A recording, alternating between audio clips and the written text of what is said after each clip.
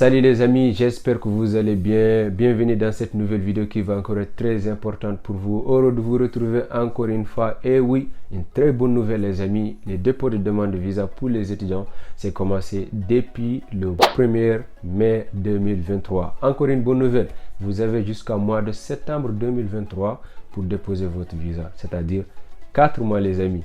Donc, vous avez plus de temps à régler vos dossiers, valider votre acceptation, faire beaucoup de choses pour déposer tranquillement votre visa. Mais restez jusqu'à la fin de la vidéo, je vous donnerai aussi des astuces et surtout les erreurs à éviter pour avoir plus de chances d'être accepté aux demandes de visa. On parlera aussi les documents à fournir pour la demande de visa et surtout les conseils et les astuces pour maximiser ses chances à avoir le visa venir étudier en France. Si vous êtes nouveau, je vous invite à rejoindre la communauté, abonnez-vous et likez la vidéo parce que c'est important, ça permettra à l'algorithme de YouTube de la partager, de promouvoir la vidéo, de la proposer aux personnes intéressées. Tout ça c'est intéressant, on est là pour aider, on est la famille, donc si vous êtes prêts, c'est parti.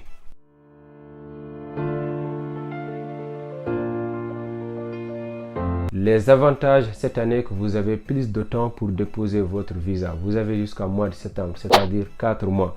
Donc, ne négligez pas ça, c'est important. Mais je vous conseille aussi de prendre conscience que plus vous déposez tôt votre visa, plus vous avez plus de temps.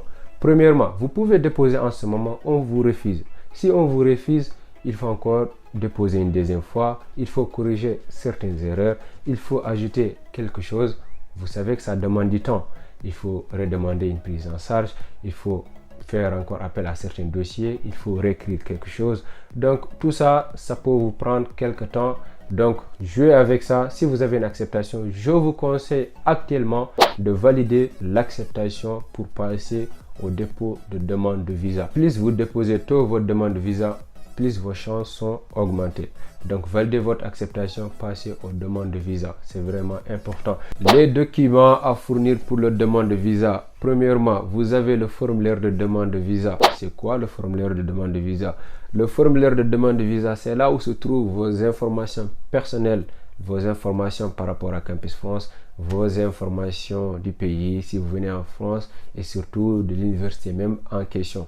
Et où se trouve le formulaire de demande de visa? C'est sur France Visa. Récemment, j'ai fait une vidéo comment remplir le formulaire de demande de visa de A à Z. Si vous voulez plus de renseignements, je vous invite, je vous conseille aussi d'aller regarder la vidéo. Je la mettrai dans la barre de description ou bien peut-être en haut ici. Voilà, donc vous la regardez, c'est vraiment important. Mais je vous invite aussi de rester jusqu'à la fin de la vidéo pour savoir les documents fournis pour la demande de visa. C'est intéressant. Deuxièmement, vous avez votre accord préalable. Vous savez que si vous êtes accepté au sein d'une université, c'est vraiment intéressant à ne pas oublier parce qu'il y a un refus qui vous attend là-bas et c'est un peu bizarre. Vous devez fournir l'accord préalable, l'attestation d'acceptation, de justifier que vous êtes accepté au sein de cette université. Sinon, l'ambassade ne traitera même pas vos documents. C'est à éviter les amis, c'est vraiment intéressant. Ça peut arriver des fois des oublis, mais ça quand même, c'est vraiment à éviter. Troisièmement, vous avez le passeport. Vous êtes obligé de fournir un passeport en cours de validité au moins 15 mois à partir de la date où vous déposez votre visa. C'est vraiment important. Le conseil encore que je vous donnerai en ce moment si vous regardez la vidéo et que vous n'avez pas le passeport, partez le plus rapidement possible de déposer votre passeport. Sinon, vous allez rester encore jusqu'à la dernière minute et dire que non, mon passeport n'est pas sorti, j'ai pas de passeport, j'ai déposé depuis telle date, ils ne m'ont pas encore sorti.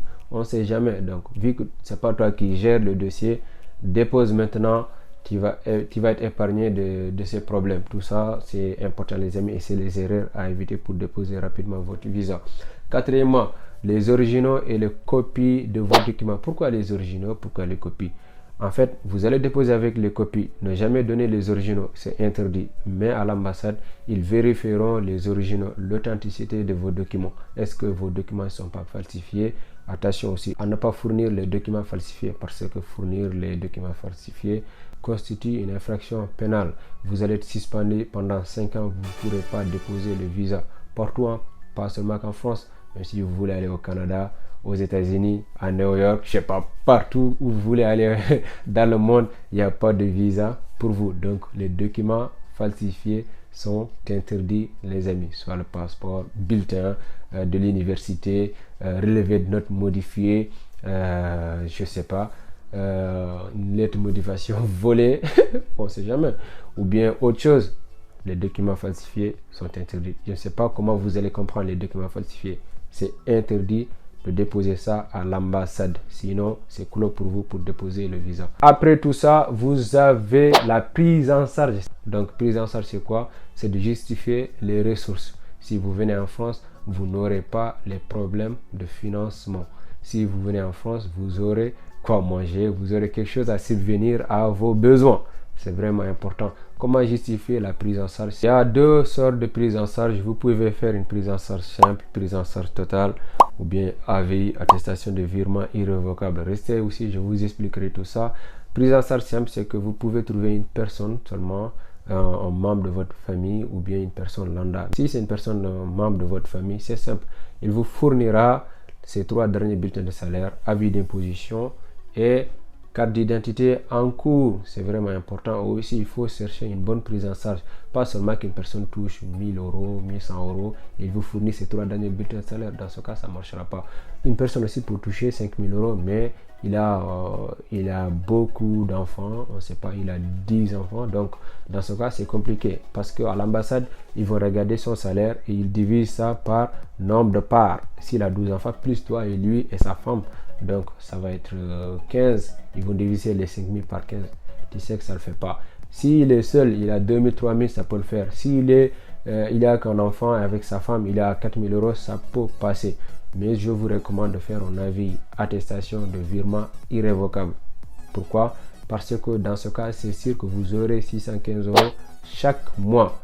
C'est-à-dire que vous allez bloquer les 7500 euros recommandés par l'ambassade de France. Et chaque mois, votre banque vous enverra 615 euros dans votre propre compte. Et ce qui est sûr que vous les aurez.